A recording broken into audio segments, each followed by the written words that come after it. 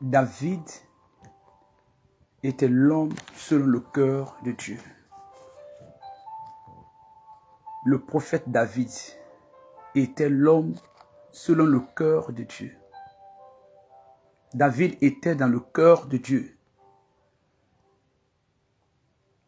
Merci d'être venu dans cette vidéo.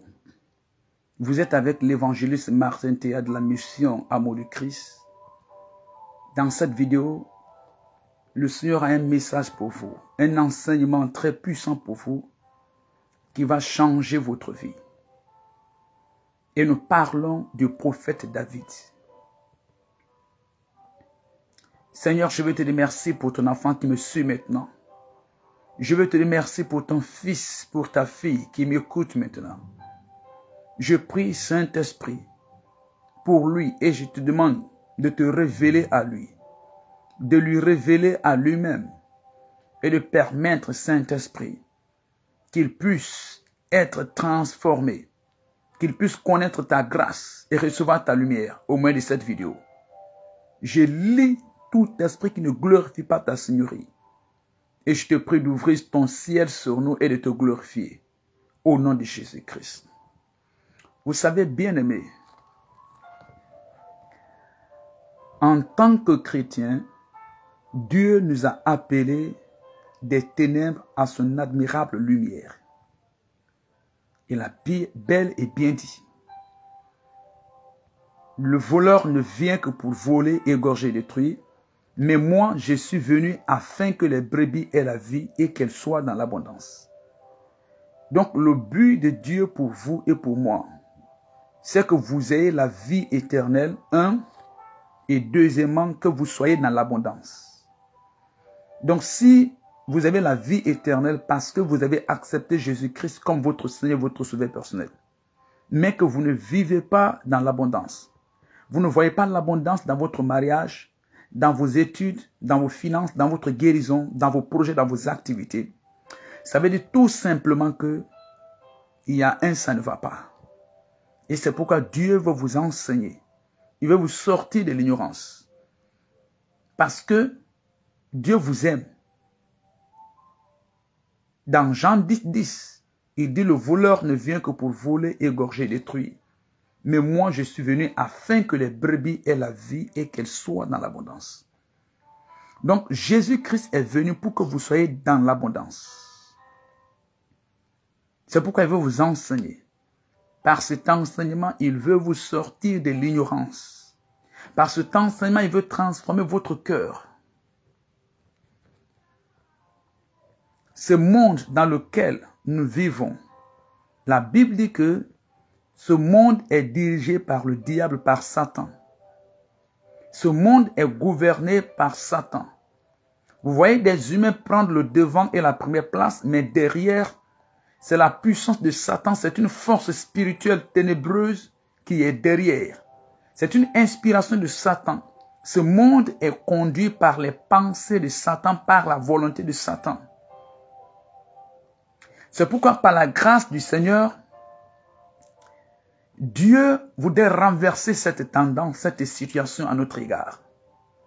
Dieu voudrait que nous, dans ce monde, que nous ne nous laissions pas conduire par Satan, que nous ne nous laissions pas gouverner par le diable et ses inspirations, mais que nous soyons conduits par les pensées de Dieu, par les inspirations de Dieu, par la direction du Seigneur.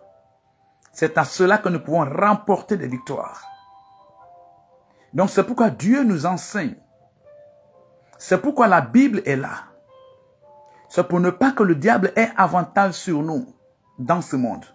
Mais au contraire que nous ayons l'avantage sur le diable dans ce monde. Et vous savez, la Bible dit clairement, ne donnez pas accès au diable. Ne lui permettez pas d'avoir avantage, de prendre avantage sur vous. Car nous n'ignorons pas ses desseins. Ça veut dire simplement que le diable a beaucoup d'avantages, a pris avantage des humains, des hommes de ce monde, des habitants de ce monde, hommes et femmes. Et même le diable a pris avantage sur l'Église, sur les serviteurs de Dieu, sur beaucoup de chrétiens, et dont ils sont ignorants dans beaucoup de domaines, dont le diable a pris avantage et ils ne savent pas. Donc, au travers de cet enseignement et cette vidéo, Dieu voudrait renverser la tendance. Dieu voudrait détruire, si vous acceptez tous les avantages du diable sur votre vie et vous donner en même temps l'avantage sur Satan. Dieu voudrait que ce soit vous qui avez avantage sur le diable. Dieu voudrait que vous preniez avantage sur Satan et sur ses plans. Et il dit, car nous n'ignorons pas ses plans. Donc Dieu ne veut pas que vous ignorez les plans de Satan. Dieu veut que vous étudiez, vous compreniez les plans de Satan. Car Satan est notre adversaire, Satan est notre ennemi. Donc lorsque tu es en guerre constante, lorsque tu te trouves dans une bataille constante avec ton ennemi, si tu ne connais pas le plan de ton ennemi, il te sera très difficile.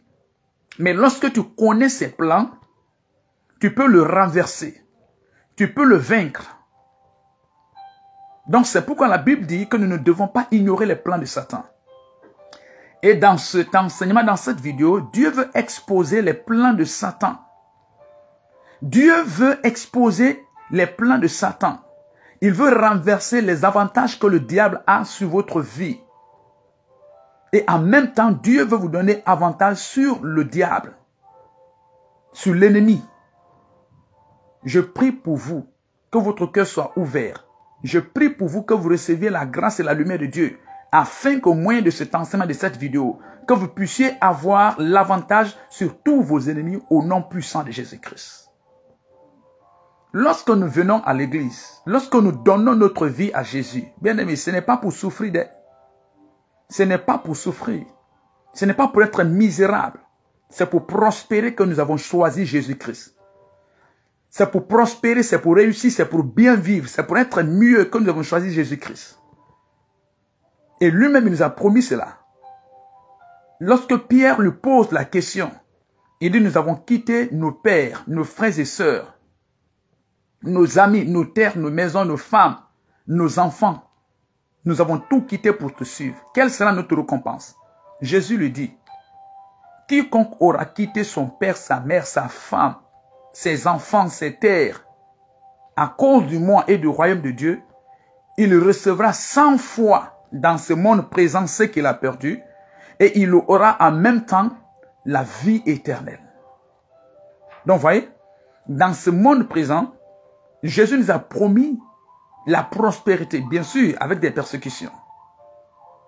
Donc, c'est pourquoi le Seigneur vous appelle, le Seigneur vous attire. Partagez la vidéo au maximum. Invitez quelqu'un que vous voulez que Dieu change son cœur, Dieu change sa vie. Et nous parlons dans cette vidéo de David. David était un prophète de Dieu. David a écrit le psaume. David a écrit le psaume qui se trouve dans la Bible. Il était un prophète de Dieu. En même temps, David était le deuxième roi d'Israël. Le premier roi d'Israël fut le roi Saül, qui a fait 40 ans. Après son règne, David est venu. David aussi a fait 40 ans. David est le père de l'homme le plus sage de tous les temps que vous connaissez par le nom de Salomon. Et dans la Bible, Dieu dit que David est l'homme selon son cœur. Cela est dit seulement de David dans la Bible. Il dit que David est l'homme selon son cœur. David est l'homme selon le cœur de Dieu. Comment? Nous allons voir tout à l'heure. Premièrement, nous allons voir qui était David. Qui était David? Comment Dieu a pu choisir David? Comment Dieu a pu appeler David pour faire de lui un prophète, pour faire de lui le prochain roi d'Israël? Nous sommes dans le livre de 1 Samuel, le chapitre 16. Prenez votre Bible. 1 Samuel, le chapitre 16, à partir du verset 1, je lis au nom de Jésus-Christ. Merci Jésus. Merci Jésus. L'Éternel dit à Samuel, « Quand cesseras-tu de pleurer pour Saül? Je l'ai rejeté, afin qu'il ne règne plus sur Israël. Remplis ta corne d'huile et va, je t'enverrai chez Isaïe, Béthélémite, car j'ai vu parmi ses fils celui que je désire pour roi. Le premier roi d'Israël qui s'appelait Saül, Saül était celui que Dieu a appelé pour être roi. Et la royauté devait rester dans sa lignée. Mais Saül a commis des erreurs. Saül était un incrédule. Saül était incrédule. Il vivait dans l'incrédulité. Dieu va lui donner clairement ses instructions. Il dit, Saül, voici ce que je veux que tu fasses. Lorsque tu pars, fais ça, fais ça, fais ça, fais ça. En tant que mari, voici ce que tu dois faire. En tant qu'une femme, voici ce que tu dois faire. En tant qu'enfant, voici ce que tu dois faire. En tant que chrétien, voici comment tu dois parler, comment tu dois agir. Quel doit être l'état de ton cœur, tes pensées. Dieu va donner ses instructions à Saül. Saül connaît très bien ce que Dieu dit. Saül connaît très bien ce que la Bible dit. Mais Saül ne fera jamais ce que Dieu a dit. Saül ne fera jamais ce que la Bible dit. Il connaît la Bible. Il connaît la parole de Dieu. Il connaît ce que Dieu dit. Pour la première fois,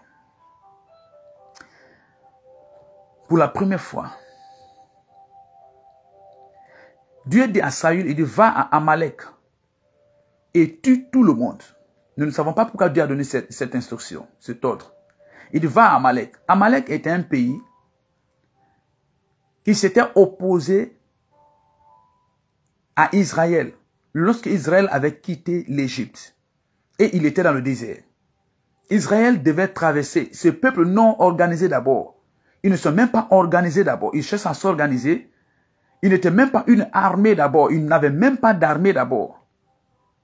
Amalek est venu attaquer Israël pour détruire Israël, pour empêcher Israël d'aller dans la terre promise. Amalek est sorti. La haine pour rien. La haine pour rien. Amalek a levé la main pour tout faire pour s'assurer que Israël ne rentre pas dans la terre promise. Et Moïse, la Bible dit que Moïse est monté sur la montagne pour prier. Il a levé les mains. Aaron et Hur étaient à ses côtés et soulevaient ses mains. La Bible dit que lorsque les mains de Moïse étaient élevées, Israël était le plus fort. Et lorsque les mains de Moïse étaient fatiguées, lorsqu'il baissait ses mains, Israël était le plus faible. Maintenant, Aaron et Hur étaient là pour soutenir sa main. Donc les mains de Moïse sont restées élevées jusqu'au soir et Israël a été vaincu. Et depuis ce jour, Moïse a prophétisé. Il a prophétisé et cela a été écrit dans la Bible. Moïse prophétise. Voici ce que Dieu dit.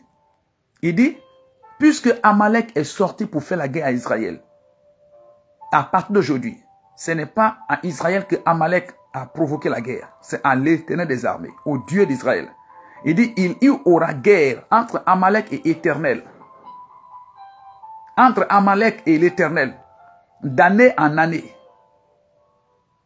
Et Amalek, et la mémoire de Amalek sera effacée de dessous la terre. Il dit, il y aura guerre de l'Éternel contre Amalek. De siècle en siècle, année après année. Et que la mémoire de Amalek sera effacée de dessous la terre. C'est ce que Moïse a prophétisé. C'est écrit dans la Bible. Donc le temps est venu où Israël devait agir pour accomplir cette prophétie. Dieu donne ses instructions au prophète Samuel. Samuel qui a oint le premier roi d'Israël qui était Saül. Il dit, va, voici ce que Dieu dit. Le temps est venu pour que la mémoire de Amalek soit effacée de dessous la terre. Il dit, va, tue tous les hommes, les femmes, les jeunes, les enfants, même les animaux, tout. N'épargne rien. C'est ce que Dieu a dit. Saül dit, oui, j'ai compris, maître. Oui, papa, j'ai compris. Voici ce que la Bible dit, j'ai compris. Voici ce que Dieu dit, j'ai compris. Saül est parti. Et lorsque Saül est parti, Saül a tué les hommes, les femmes. Mais Saül a épargné le roi Agar et sa femme. Saül a épargné également certaines brebis gras, certains bœufs gras, et il les a amenés au pays. Oh, mais Dieu t'a clairement dit que la mémoire d'Amalek doit être effacée. C'est-à-dire, on ne doit même pas dire que voici tel vient d'Amalek. On ne doit même pas dire voici cette brebis est d'Amalek. On ne doit même pas dire voici ce roi-là, c'est le roi d'Amalek. Il a dit que la mémoire d'Amalek doit être effacée de dessous la terre. Pourquoi tu as épargné le roi et sa femme? Pourquoi tu as épargné certaines brebis? Il dit non, c'est pour offrir un sacrifice à l'Éternel des armées. Voici, premièrement, l'incrédulité du roi Saül. Vous pouvez être à l'église, vous êtes un prophète, vous connaissez tous les enseignements au sujet de l'immoralité. Vous connaissez que l'immoralité est un péché. Mais vous êtes incrédule, vous vivez dans l'incrédulité. Vous allez toujours continuer de vivre dans l'immoralité. Vous pouvez être à l'église, vous êtes un chrétien, vous connaissez tous les enseignements sur le divorce. Vous savez très bien qu'un chrétien ne doit épouser qu'une seule femme. Un seul mari, vous connaissez tous ces enseignements. Mais des situations vont arriver, le diable va vous troubler. Et vous allez pratiquer l'incrédulité en divorçant avec votre femme pour épouser une deuxième femme. En quittant votre mari pour vous attacher à un autre homme. Malgré que vous connaissez ce que la Bible dit. C'est ça qu'on appelle l'incrédulité. Tu connais bien ce que la Bible dit, mais tu ne fais pas. Vous pouvez être à l'église en tant que pasteur, en tant que chrétien. Ce n'est pas la religion. Nous voulons voir des fruits. Ce n'est pas le semblant. On ne fait pas de marmaille. Nous voulons voir des fruits. Jésus a dit, on reconnaît un bon arbre à ses fruits. C'est les fruits que nous voulons voir dans ta vie en tant que chrétien. Nous voulons voir les fruits. Il faut que les gens voient les fruits dans notre vie. Tu peux être là, tu connais tous les enseignements au sujet de la dîme, prophète, pasteur, mais tu ne payeras jamais la dîme. Tu connais tous les enseignements au sujet de l'évangélisation, mais tu n'auras aucun programme d'évangélisation. Tu connais tous les enseignements au sujet du jeûne et de la prière. Seulement tu ne mèneras pas une vie de jeûne et de prière. D'ailleurs, quand on dit jeûne et prière, ça te fait mal, ça t'énerve. C'est ça qu'on appelle l'incrédulité. Tu connais les pensées du royaume de Dieu. Tu connais les lois du royaume, les pensées du royaume de Dieu. Comment ça se passe? Tu connais tous ces enseignements, mais tu ne pratiques pas, tu ne fais pas. Tu n'obéis pas exactement comme Dieu l'a dit. C'est ça qu'on appelle l'incrédulité. Et c'est à cause de cette incrédulité que le roi Saül, le premier roi d'Israël, va perdre sa royauté, sa couronne. À cause de cette incrédulité. Et Samuel est venu faire un reproche. Comment as-tu agi de la sorte? Comment as-tu agi de la sorte? Samuel a parlé, il est parti. Une prochaine fois encore, le prophète Samuel dit, l'Éternel dit à Samuel, de dire à Saül, au roi Saül, d'attendre. Avant d'aller combattre les Philistins, un autel devrait être élevé. Un sacrifice devrait être fait d'abord, avant d'aller batailler. Nous sommes des chrétiens. Le combat est d'abord dans le monde spirituel. On va d'abord dans le spirituel. On gagne le combat toute la nuit, en jeûnant, en veillant, en priant, en lisant la Bible. Et le matin, on sort, on va au travail, on remporte la victoire. C'est comme ça le chrétien combat. Tu ne restes pas couché de 18h à 8h, tu te lèves, tu te brailles, tu te laves, tu te parfumes, tu montes sur ta voiture, dans ta moto, tu montes dans ta voiture et puis tu vas au travail. Non. Non.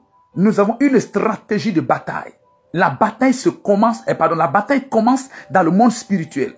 En tant qu'un chrétien, tu dois avoir cette compréhension. Tu ne te lèves pas un beau matin, tu vois cette jeune fille, elle est belle et puis tu la maries. Non.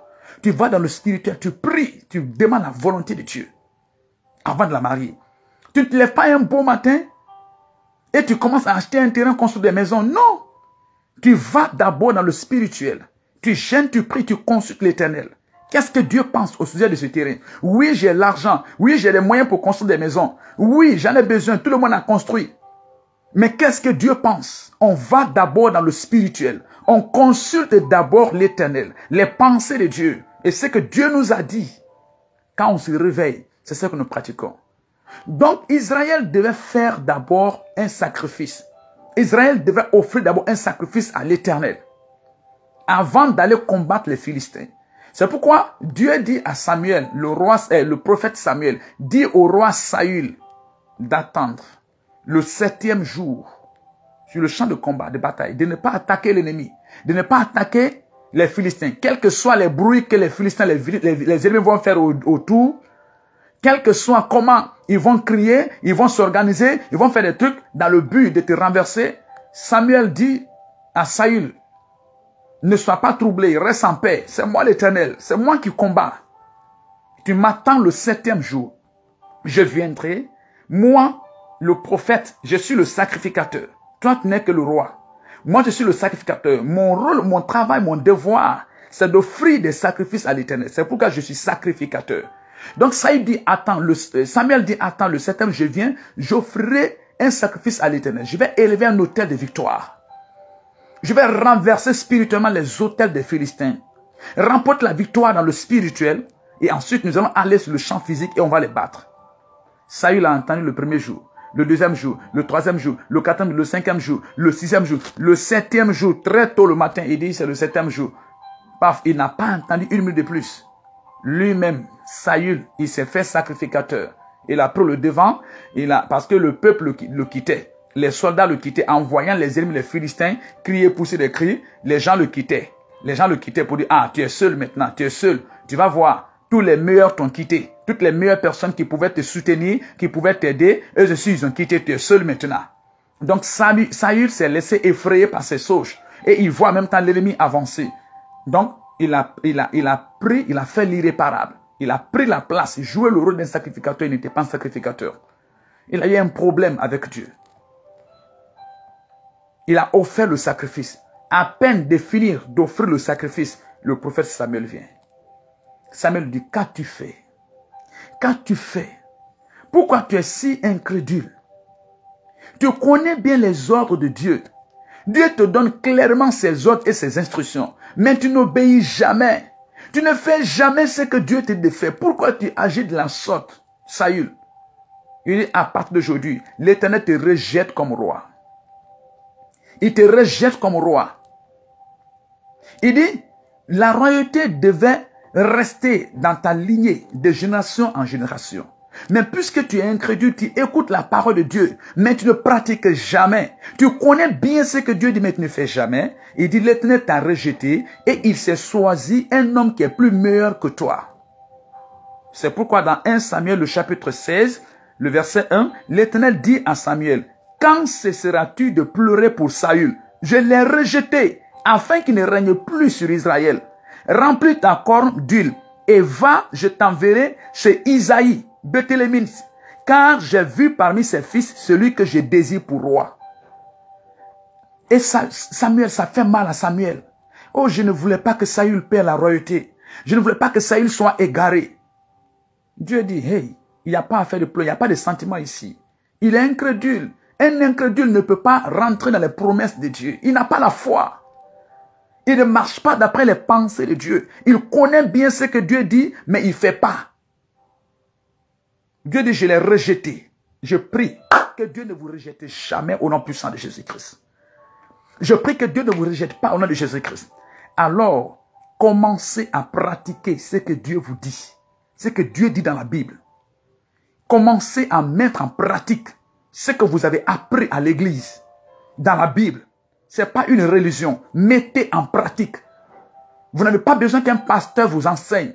Il a dit, je mettrai ma loi au-dedans d'eux, afin qu'ils ne s'éloignent plus de moi. Vous avez tous ces trucs dans votre cœur, dans votre vie. Pratiquez la parole de Dieu. Vivez dans la parole de Dieu. Alors vous allez rentrer dans les promesses de Dieu. C'est ma prière pour toi, bien-aimé. Saül a été rejeté. Dieu a pris la royauté de sa lignée totalement. Et il a choisi un homme. Il dit, va à Bethléem. Il y a un homme qu'on appelle David. Quelqu'un que j'ai vu s'appelle David. C'est lui que j'ai choisi pour qu'il soit roi. C'est Dieu qui choisit. Donc regardons comment Dieu a choisi David. Le choix de David. 1 Samuel, le chapitre 17. Pardon. 1 Samuel, le chapitre 16. 1 Samuel, le chapitre 16. Regardons comment Dieu a choisi David. Le verset 6. 1 Samuel, prenez votre Bible et fouillez. 1 Samuel, le chapitre 16, le verset 6. Lorsqu'ils entrèrent, il se dit, en voyant Eliab, certainement, loin de l'Éternel, est ici devant lui. Verset 7. Et l'Éternel dit à Samuel, ne prends point garde à son apparence et à la hauteur de sa taille, car je l'ai rejeté. L'Éternel ne considère pas ce que l'homme considère. L'homme regarde ce qui frappe aux yeux, mais l'Éternel regarde au cœur. Au cœur. L'Éternel regarde au cœur. Verset 8. Isaïe appela Aminadab et le fit passer devant Samuel. Et Samuel dit, l'Éternel n'a pas non plus choisi celui-ci. Isaïe fit passer Shama. Et Samuel dit, l'Éternel n'a pas non plus choisi celui-ci.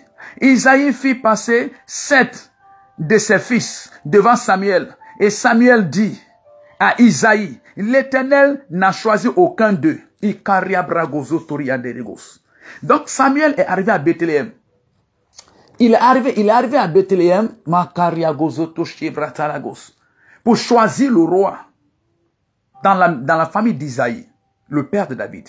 Donc à la rentrée, il voit l'un des fils d'Isaïe, Eliab, qui était grand, bien arrêté, bien beau. Et quand il a vu, il s'est dit, sûrement, c'est lui, c'est lui. Il regarde comment il est bien arrêté, il est bien beau. Et Dieu le dit immédiatement. Il dit, ne regarde pas son apparence. Ne regarde pas son apparence. Il dit, je l'ai rejeté. Il dit, je l'ai rejeté. Il dit, l'Éternel ne regarde pas ce qui frappe aux yeux. L'Éternel ne considère pas ce que l'homme considère. Il dit, l'Éternel regarde au cœur. L'Éternel regarde au cœur, mais l'Éternel regarde au cœur. Donc, vous voyez, c'est votre cœur que Dieu regarde. Ce n'est pas votre apparence. Ce n'est pas votre voiture.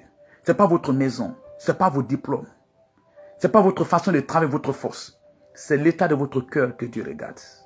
Vous lisez ça dans 1 Samuel, le chapitre 16, le verset 7. Notez le passage. 1 Samuel, le chapitre 16, le verset 7. Il dit, l'Éternel ne considère pas ce que l'homme considère. L'homme regarde à ce qui frappe aux yeux, mais l'Éternel regarde au cœur. C'est votre cœur que Dieu voit. Pourquoi? Parce que le cœur, c'est l'homme. Le cœur de l'homme, c'est l'homme. Un homme est bon, c'est où? C'est son cœur. Un homme est mauvais, c'est où? C'est son cœur. Une femme est bonne, c'est où? C'est son cœur. Cette femme est mauvaise, c'est où? C'est son cœur. L'homme, à vrai dire, c'est le cœur. C'est le moteur. Donc, c'est l'essentiel là que Dieu regarde. Alors que nous, on regarde la forme. Nous, on regarde la poitrine. Nous, on regarde la couleur de la peau. Nous, on regarde le physique, l'apparence, les vêtements, les diplômes, la manière dont il parle. Mais Dieu, lui, c'est le cœur qu'il regarde, qu'il voit. Et l'homme, non plus, ne peut voir son propre cœur. Il ne peut pas voir le cœur de quelqu'un. Seul Dieu a la capacité de voir le cœur. Parce que tout se passe dans le cœur. L'essentiel. Le cœur est une bibliothèque où l'homme garde beaucoup de choses. Et la Bible dit, dans le livre de Jérémie, que le cœur de l'homme est tortueux par-dessus tout. Il est méchant. Qui peut le connaître? Voici la description du cœur par la Bible. Il dit que le cœur est ce qui vous torture le plus. Votre cœur est ce qui vous torture le plus. Le cœur de l'homme est tortueux par-dessus tout. Il est méchant et qui peut le connaître? Dieu dit que votre cœur est ce qui vous torture le plus. Votre cœur est ce qui torture votre femme de plus. Est ce qui torture votre mari. Est ce qui torture vos enfants, vos parents. Votre cœur. Notre cœur est ce qui nous torture le plus.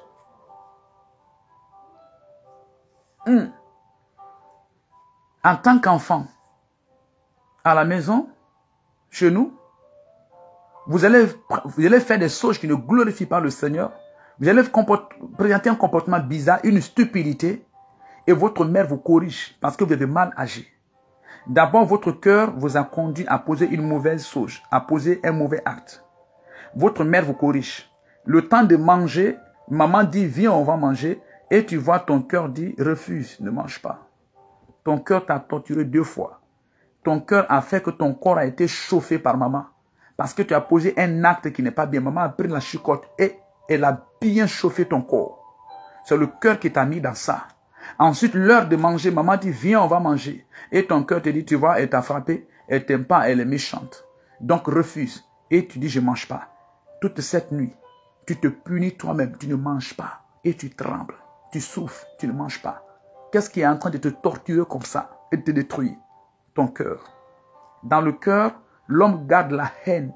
La haine des gens. Beaucoup de personnes sont liées dans son cœur. Son père est lié dans son cœur parce que son père ne s'est pas occupé de ses études, de sa vie, n'a pas acheté des habits. Sa mère est liée dans son cœur parce que sa mère lui a abandonné alors qu'elle était enfant. Son mari est lié dans son cœur parce que son mari l'avait trompé une fois. Sa femme est liée dans son cœur parce que sa femme l'avait trompé une fois. Le cœur de l'homme. Dans le cœur de l'homme, nous avons enchaîné beaucoup de choses, beaucoup de personnes. Et c'est ça là qui fait qu'on n'avance pas.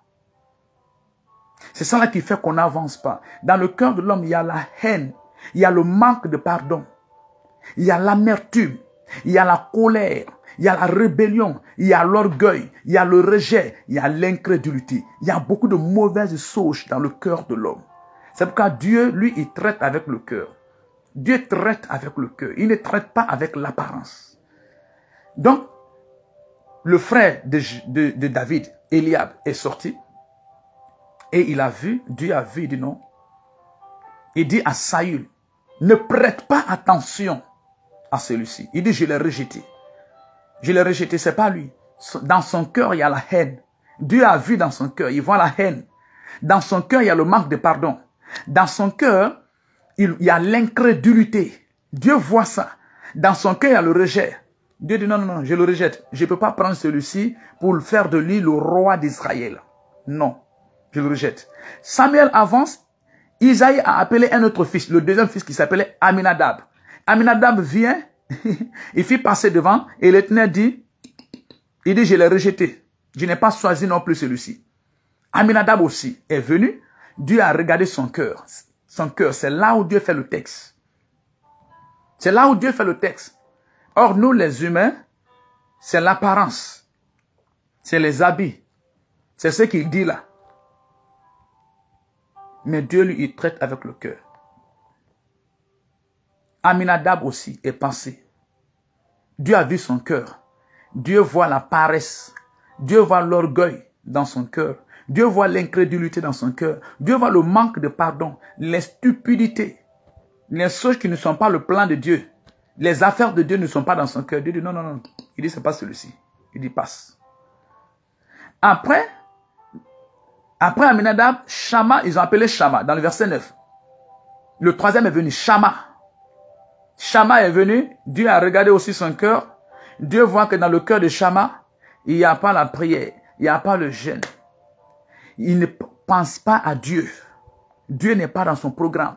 L'évangélisation n'est pas dans son programme. Lire la Bible, jeûner et prier, ce n'est pas dans son programme.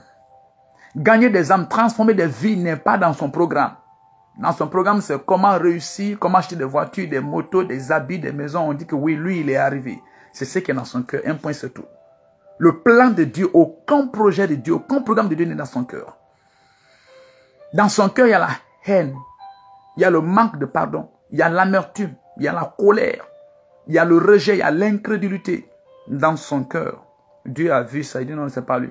Passe. Il dit passe. Ce n'est pas lui. Il dit passe. Son cœur. Alors que vous m'écoutez maintenant, commencez à examiner l'état de votre cœur. S'il y a des personnes que vous avez liées dans votre cœur, votre tuteur, votre tutrice, parce qu'elle vous a maltraité, votre papa, votre maman, votre femme, votre mari, voici des personnes que nous pouvons lier facilement dans notre cœur parce qu'ils nous ont fait souffrir. Mais Dieu veut que nous les libérons. C'est pourquoi il dit, si vous pardonnez aux hommes leurs offenses, votre Père qui est dans les cieux vous pardonnera aussi vos offenses. Mais si vous ne les libérez pas, vous ne les pardonnez pas, et vous ne les laissez pas partir, vous ne les libérez pas. Si vous les gardez dans votre cœur en disant qu'ils vous doivent quelque chose et ils doivent vous payer cela, Dieu dit que lui, il ne vous pardonnera pas non plus. Vous voulez avoir la délivrance de Dieu? Vous voulez la guérison de Dieu? Vous voulez la transformation de Dieu, la gloire de Dieu dans votre vie? Laissez ces personnes partir. Pardonnez-les. Libérez-les. Videz votre cœur aujourd'hui. Laisse ton père. Laisse-le. C'est vrai, il n'a rien fait pour toi. Il ne t'a pas soutenu. Il t'a fait souffrir. Il a pris une deuxième femme. Laisse. Pardonne-le. Libère-le. Laisse-le partir. Il ne te doit rien. C'est pour ton propre bien. Pour ne pas avoir un cancer spirituel. Laisse ta mère. Libère ta mère. Laisse ton mari. libère-le. Laisse ta femme, tes frères et tes amis, libère. Toutes ces personnes qui t'ont fait du tort, laisse-les partir. Pardonne-les, laisse-les, libère-les. Pardonne-les, ils ne te doivent rien pour que tu sois guéri. Pour que Dieu puisse trouver ton cœur droit et qu'il puisse te choisir pour faire de toi un roi. Qu'il puisse t'élever. Parce que la Bible dit que Dieu voit le cœur. C'est le cœur que Dieu voit. Dieu traite avec le cœur. Donc dans votre cœur, examinez. Est-ce que c'est la haine qui est là? La haine de quelqu'un? Est-ce que c'est le manque de pardon qui est là? Est-ce que c'est la colère qui est là? Est-ce que c'est l'incrédulité qui est là? La jalousie qui est là? La paresse? Toutes sortes de choses qui ne glorifient pas Dieu. Tout programme sauf Dieu. Dieu n'est pas dans votre cœur. Examinez votre cœur. Dieu a vu Shama. Il dit non, c'est pas lui. Il dit passe. Donc la Bible dit que 7 fils d'Isaïe sont passés devant Samuel. Samuel dit que non, aucun d'eux n'a été choisi par Dieu pour être établi comme roi, comme prophète. Aucun d'eux. Ils ont tous été disqualifiés. 8 personnes dans une famille. 8 garçons dans une famille. Dieu examine le cœur de chacun de ces 8. Dieu examine le cœur de chacun de ces 8. Il trouve que le cœur des 7 devant lui n'est pas droit. Il voit le premier et dit non, son cœur n'est pas droit. Il y a la haine dans son cœur. Non, je le repousse. Il voit le deuxième passe, Shama passe. Il voit, il dit non, lui son cœur, il y a le manque de pardon dans son cœur. Je le repousse. Le troisième passe, il voit son cœur. Il dit lui, il y a la colère dans son cœur. Je le repousse. Il voit le quatrième, il voit son cœur. Il dit lui, il y a la jalousie dans son cœur. Je le repousse. Jusqu'à 7 des fils d'Isaïe sont passés devant Samuel. Samuel les a rejetés. Parce que dans leur cœur, il y avait des sauges. Commencez à examiner votre cœur. Si vous voulez que Dieu vous choisisse, si vous voulez que le choix de Dieu tombe sur vous, commencez à examiner l'état de votre cœur. Est-ce que vous travaillez parce que Dieu vous a dit que vous devez travailler? Ou bien vous travaillez parce que quelqu'un vous a énervé, vous voulez travailler pour lui montrer que sans lui, vous pouvez réussir. Si cela en est ainsi, votre cœur n'est pas droit aux yeux de Dieu. Vous allez souffrir. Aïe! Makarianderegos, Ibrakatagos, like la vidéo. Est-ce que vous travaillez parce que Dieu vous a dit que nous devons travailler? Ou bien est-ce que vous travaillez parce que quelqu'un vous a offensé et vous voulez lui montrer que sans lui, vous pouvez réussir? Si c'est comme ça, c'est la haine, la vengeance, la colère, la rébellion, le rejet. Donc votre cœur n'est pas droit aux yeux de Dieu. Si vous êtes intelligent, la Bible dit que le sage écoute, mais l'insensé n'écoute jamais. Il n'écoute jamais. Il n'écoute jamais. Il a toujours des raisonnements. Examinez l'état de votre cœur. Toutes ces 7 personnes ont été rejetées par Dieu. Dieu dit c'est pas eux. Alléluia. Le verset 10. 1 Samuel, le chapitre 16. J'ai la part du verset 10. Isaïe fit passer 7 de ses fils devant Samuel. Et Samuel dit à Isaïe, l'Éternel n'a choisi aucun d'eux. Aïe! 7 fils sont passés. Et Samuel dit, l'Éternel n'a choisi aucun d'eux. Pourquoi? Parce que leur cœur n'était pas droit aux yeux de Dieu. Il n'y avait pas Dieu dans leur cœur. Au contraire, c'était la haine, la colère, la nervosité, la paresse, l'orgueil, la jalousie, la calomnie, l'ivrognerie, le vol, la méchanceté, des stupidités. C'est ce qui était dans leur cœur. C'est du cœur que viennent toutes ces sauges, dit la Bible. Dieu les a tous rejetés. Chrétiens, enfants de Dieu, pasteurs, prophètes, évêques, évangélistes. Examine l'état de ton cœur. Examine l'état de ton cœur. Si tu veux que le choix de Dieu descende sur toi. Si tu veux que le choix de Dieu tombe sur toi. L'onction de Dieu, la gloire, la grâce, la présence de Dieu soit avec toi. Verset 11. Puis Samuel dit à Isaïe, sont ceux-là tous tes fils? Il répondit, il reste encore le plus jeune, mais il fait paître les brebis. Alors Samuel dit à Isaïe, envoie le chercher, car nous ne nous lancerons pas avant qu'il ne soit venu ici. Verset 12. Isaïe l'envoya chercher. Or, il était blond, avec de beaux yeux et une belle figure. L'Éternel dit à Samuel, lève-toi, oins-le, car c'est lui. Samuel prit la corne d'huile et l'oignit au milieu de ses frères. l'Esprit de l'Éternel saisit David. À partir de ce jour et dans la suite, Samuel se leva et s'en alla à Rama. Après avoir fini de disqualifier les 7 fils d'Isaïe, Samuel demande, il dit, tu n'as pas autre fils? Est-ce qu'il n'y a pas autre fils ici? Est-ce que tu n'as pas autre enfant, autre fils, sauf les 7? Il dit, ah oui, il y a un autre qui reste. Il est au champ. Il est en train de paître le troupeau. Il dit, ok, appelle-le. Il dit, c'est le plus jeune, c'est le plus petit. Il appelle-le. Et lorsque David est venu, l'Éternel dit, c'est lui. Alléluia. L'Éternel dit, c'est lui. Il dit à Samuel, il dit, lève-toi. Il dit, oint-le. Il dit, c'est lui, oint-le. Et Samuel a oint David comme roi. Vous voyez?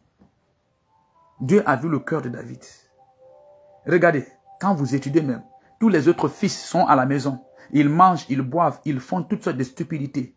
Et David, qui est le plus petit, lui-même qui est le plus petit, c'est lui qui est en brousse là-bas, en train de s'occuper du travail de son père, des affaires de son père, ce qui nourrit la famille. Le plus petit David, c'est pas la sagesse. Tous les grands là sont là, des stupidités, ils montent, ils se lavent, ils se braillent, ils font tout. Crient, insultent, ainsi de suite. C'est 7. David est là-bas au champ, en train de veiller sur le troupeau de son père. Correctement. Dieu a vu son cœur. Il n'y a pas la haine dans son cœur. Il faisait tout cela, mais il ne se disait pas, et mes frères, moi je suis là dans la brouche, j'ai fait cela, et mes frères ne sont pas là. Non, le cœur de David était droit. Alléluia. Le cœur de David était droit. Il ne gardait pas la haine, la vengeance. Il n'y avait pas la colère, la rébellion et l'orgueil. Non, dans son cœur, non. Dans le cœur de David, il était un homme de foi. Il chantait à l'Éternel. Il servait l'Éternel des armées. Il était un homme de foi. Dans son cœur, il n'y avait pas la haine, il n'y avait pas la rébellion, la colère, le doute. Il était un homme de foi. Et il était un homme humble, obéissant à Dieu. C'est pourquoi Dieu l'a choisi. L'état de votre cœur va faire que Dieu va vous choisir. Et l'état de votre cœur va faire que Dieu va vous rejeter. C'est le cœur que Dieu regarde. Dans votre cœur, vous avez enchaîné votre mère. Libérez-la. Libérez-la. Dans votre cœur, vous avez enchaîné votre père. Quelle que soit la raison, libérez-la. Libérez-le. Dans votre cœur, vous avez enchaîné votre mari, votre femme, vos enfants, vos parents, vos tuteurs, vos patrons, vos responsables, vos collègues de travail. Quelqu'un, votre voisin, quelle que soit la raison, libérez cette personne. Pour que Dieu puisse trouver votre cœur droit devant lui. Et en ce moment, Dieu pourra vous dire, voici l'homme selon mon cœur. Il a rabosa la gagos. En ce moment, Dieu pourra vous dire, voici l'homme selon mon cœur. David a été choisi devant ses grands frères. 7 frères sont passés. Dieu a dit, non, c'est pas lui. Non, c'est pas lui. Non, c'est pas lui. 7 personnes. Non, c'est pas lui. Non, c'est pas lui. Que le Seigneur vous bénisse. Que le Seigneur vous bénisse. Dieu a fait une alliance avec David.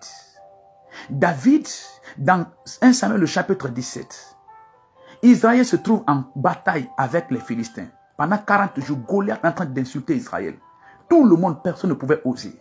David est venu. Il a affronté Goliath. Il a tué Goliath. Le cœur de David, ce n'est pas la foi. Ce n'est pas la foi. Un homme qui fait fuir toute une armée pendant 40 jours. Toi, un petit comme ça, là, tu viens. Tu dis, je vais le battre. Un petit, le plus petit vient et dit, je vais le battre. C'est quoi? C'est la foi. Dans le cœur de David, il y avait la foi. Dieu fait une alliance avec David. Il dit, à cause de cela, j'ai établi cette alliance. La royauté ne quittera pas dans ta famille. Parce que tu es un homme de foi. Tu n'es pas incrédule. La royauté restera dans ta famille. Parce que tu n'es pas orgueilleux. Parce qu'il n'y a pas la colère, il n'y a pas la haine, la vengeance, la rébellion dans ton cœur. Tu es un homme humble. Un homme humble. Un homme de foi. La royauté restera avec toi éternellement. Et il dit à Dieu, je veux construire une maison pour toi. Dieu dit, non, non, non, ce n'est pas toi. C'est moi-même qui vais construire une maison pour toi. Puisque tu as eu cette pensée. Regardez les pensées du cœur de David. Il veut construire une maison pour Dieu. Dieu dit, non, non, laisse. C'est moi qui vais construire une maison pour toi. Et Dieu a construit une maison à David. C'est de la lignée de David que Jésus-Christ est venu. Que le Seigneur bénisse. Un fils de David s'est levé contre lui pour lui faire la guerre. Il s'appelle Absalom. Absalom se lève, il critique David, il dénigre David, il fait son propre père. Son propre père. Il le dénigre. Il dit tout de lui mal. Il ne voit aucun bon côté. Il voit seulement le mauvais côté. Mais il n'a pas réussi. Il n'a pas réussi. Il a été vaincu et renversé. Parce que il y a l'onction de Dieu sur David. Deuxièmement, il y a une alliance entre Dieu et David. L'ennemi de David est l'ennemi de Dieu. Je prie pour vous, comme le prophète David, que votre cœur soit droit devant Dieu, afin que Dieu puisse vous approuver au nom de Jésus-Christ. Je prie pour vous, que l'Éternel vous trouve votre cœur droit devant lui, qu'il fasse une alliance avec vous, que votre cœur soit rempli de foi et d'humilité. C'était votre frère, l'évangéliste Martin Théa, de la mission évangélique Amour de Christ. À très bientôt.